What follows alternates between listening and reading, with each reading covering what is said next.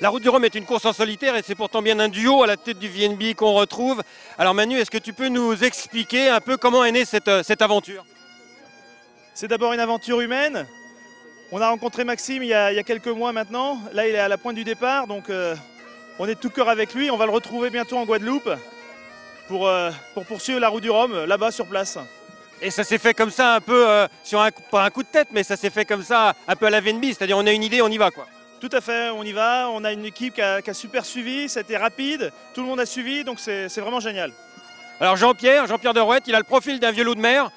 Quels sont les points communs entre les valeurs de la Route du Rhum et les valeurs du VNB? Valeurs humaines, le risque, c'est la notion du risque, je crois, qui nous a plu.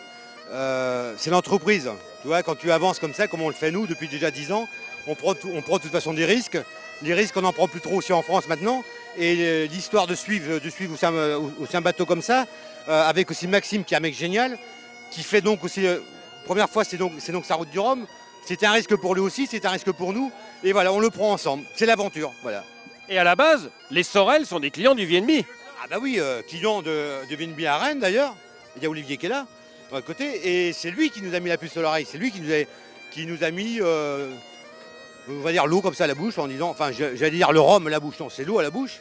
Et on a eu cette envie de le faire, voilà. Mais on le fait, l'idée est venue il y a donc 1 mois et demi. Donc on a fait les choses très vite.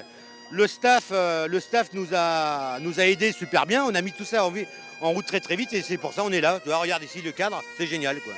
Et en plus, il y a une vedette avec nous, un parrain tout à fait spécial qui va venir pour aller rejoindre le mythique, le fabuleux Bernard. Oui, en personne. Et le breton aussi, Bernard Hinault. Évidemment, 5 fois gagnant du Tour de France. Est-ce que l'ambiance du départ ici, ça vous rappelle des souvenirs un peu particuliers du Tour de France? Oui. Ouais, c'est un peu ça, c'est la grande fête populaire où tout le monde peut y venir. C'est gratuit et ça, il ne faut pas l'oublier. Ça permet de voir des beaux bateaux, de voir aussi des skippers et puis de faire rêver les jeunes. Parce que quand on regarde le nombre d'enfants qui sont sur les pontons, comme disait Maxime tout à l'heure, hein, c'est l'endroit où il a rêvé au départ. Ben, ces enfants-là vont rêver et peut-être que demain, ce sera eux les champions des multicoques ou des bateaux de course. Est-ce que vous essayez de reconnaissez un peu l'effort du skipper qui est seul au monde, et entre un cycliste qui certes a une équipe, mais au bout d'un moment, quand on monte l'Alpe d'Huez, on est quand même tout seul, non? Ouais, c'est un peu la même chose, sauf que lui, il va se retrouver pendant 8-10 jours tout seul, alors qu'un cours en cyclisme, bon, il a une journée difficile, mais derrière, il a tout son staff autour de lui qui le répare, si on veut, par le massage. Et puis, il a une vraie nuit de sommeil. Là, être marin, c'est vraiment un cas bien particulier. Et moi, je leur tire mon chapeau.